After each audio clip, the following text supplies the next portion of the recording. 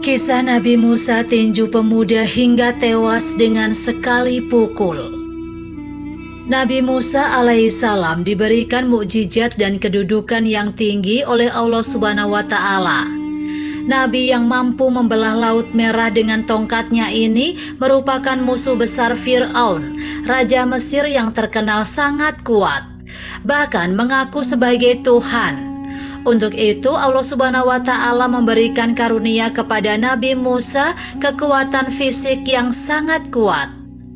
Dalam sebuah riwayat pernah dikisahkan pada suatu ketika Nabi Musa alaihissalam berjalan-jalan di kota Memphis atau Ain Syams pada saat penduduk kota sedang istirahat sehingga jalan-jalan sepi.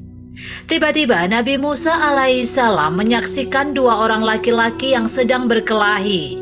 Yang satu disebutkan oleh Al-Quran dari golongannya yaitu Bani Israel, dan yang seorang lagi dari kaum Fir'aun yaitu bangsa Mesir. Laki-laki Bani Israel itu meminta pertolongan Musa. Tanpa pikir panjang Nabi Musa meninju pemuda Mesir dan mati hanya dengan sekali tinju.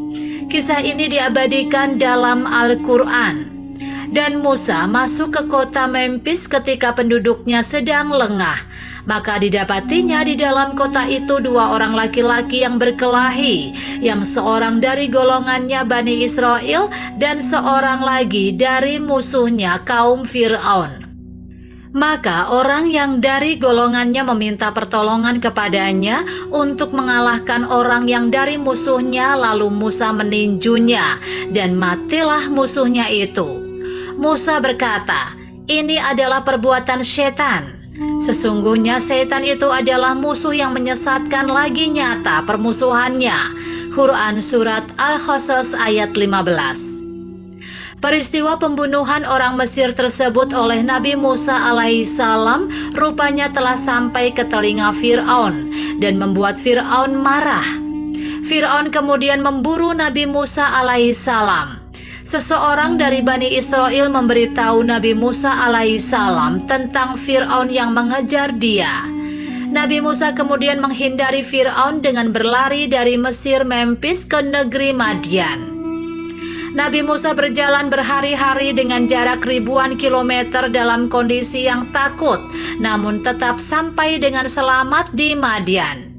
Dalam Al-Quran dikisahkan, yaitu ketika saudaramu yang perempuan berjalan, lalu dia berkata kepada keluarga Fir'aun, "Bolehkah saya menunjukkan kepadamu orang yang akan memeliharanya? Maka kami mengembalikanmu kepada ibumu, agar senang hatinya dan tidak berduka cita.